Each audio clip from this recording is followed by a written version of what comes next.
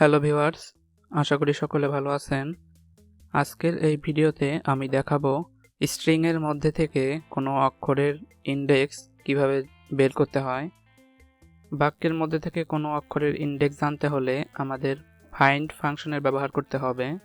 এজন্য প্রথমে আমরা কোন বাক্য থেকে ইনডেক্স বের করতে চাই সেই বাক্যটি লিখতে হবে অথবা ভ্যারিয়েবলটির নাম লিখতে হবে। এরপরে ডট দিয়ে আমাদের ফাইন্ড ফাংশনটি কল করতে হবে। এই ফাইন্ড ফাংশনটির মধ্যে আমাদের কাঙ্ক্ষিত লেটার বা শব্দটি দিতে হবে।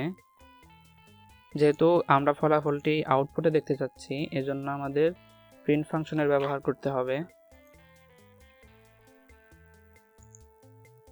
এটি রান করার পরে আপনারা দেখতে পাচ্ছেন আউটপুটে 1 দেখাচ্ছে, অর্থাৎ এই ভ্যারিয়েবলটির মধ্যে যে স্ট্রিংটি সংরক্ষণ করা আছে তার 1 নাম্বার ইনডেক্সে এই ই শব্দটি আছে বা ই লেটারটি আছে।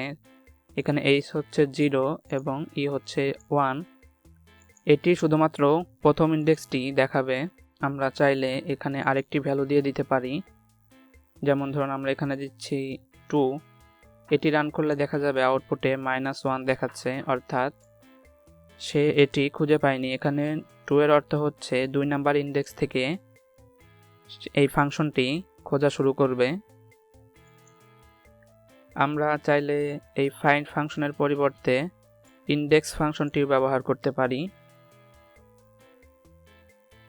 দুটোর কাজ একই, তবে ইনডেক্স ফাংশন যদি স্ট্রিং এর মধ্যে শব্দটি খুঁজে না পায় তাহলে আউটপুটে এরর মেসেজ দেখাবে।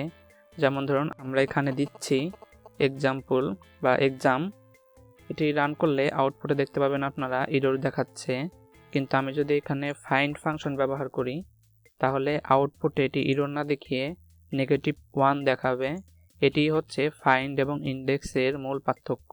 আশা করি কোনো স্ট্রিং এর মধ্যে থেকে কোনো অক্ষর বা শব্দের ইনডেক্স নাম্বার কিভাবে বের করতে হয় তা আপনারা বুঝতে পেরেছেন।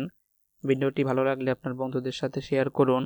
লাইক, কমেন্ট, সাবস্ক্রাইব করে আমাদের সাথেই থাকুন। ধন্যবাদ।